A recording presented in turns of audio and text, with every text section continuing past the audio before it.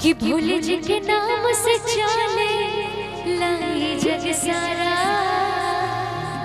कि उनके ही कृपा से चले हम ता दोबारा।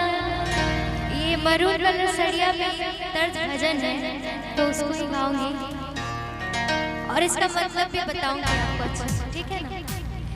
कि भोले जी के नाम से चले लाई जग सारा, उनके ही कृपा से चले हम ता दोबारा। कि बोल चलम सगरी डगरिया,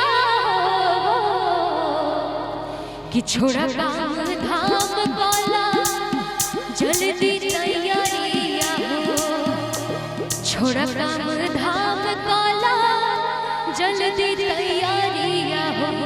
पिन्हिला ना जान हो मरून कलर साड़िया, पिन्हिला ना जान हो मरून कलर साड़िया।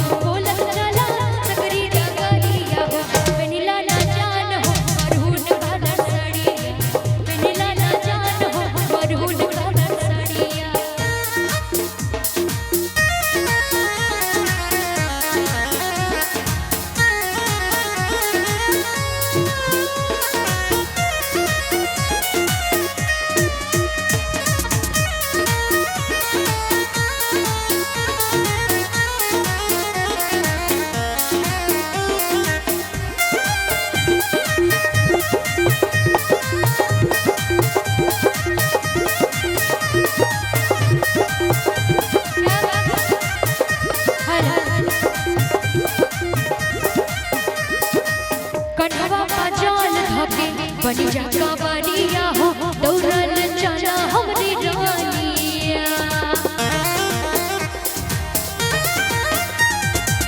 कन्हवा पजाल धके बनी जा कावरिया हो दौड़ल चला हमरी रानिया।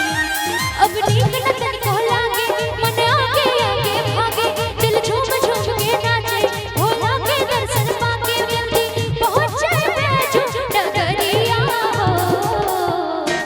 अच्छा ऐसे मतलब समझ नहीं आया होगा, मैं बता देती हूँ कि कन्हवा पजाल धके बनी जा कावरिया हो दौड़ल चला हमरी रानिया।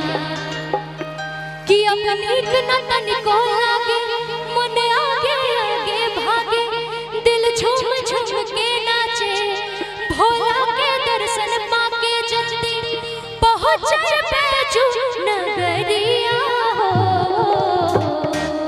छोड़ा काम धाम काला जल्दी तैयारिया हो, छोड़ा काम धाम काला जल्दी तैयारिया हो। नीला ना जान हो मरून कलर साड़िया, नीला ना जान हो मरून कलर साड़िया।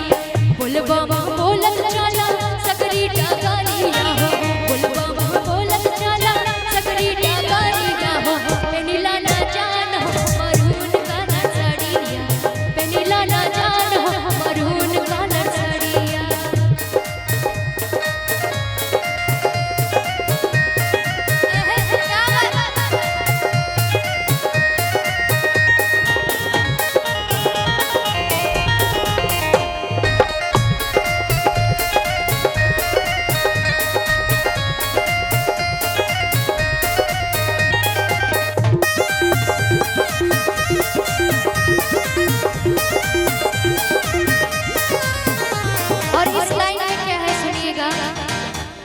श्रद्धा से पूजा करबू बाबा चरनिया हो दूर होई दुखावा बलैया।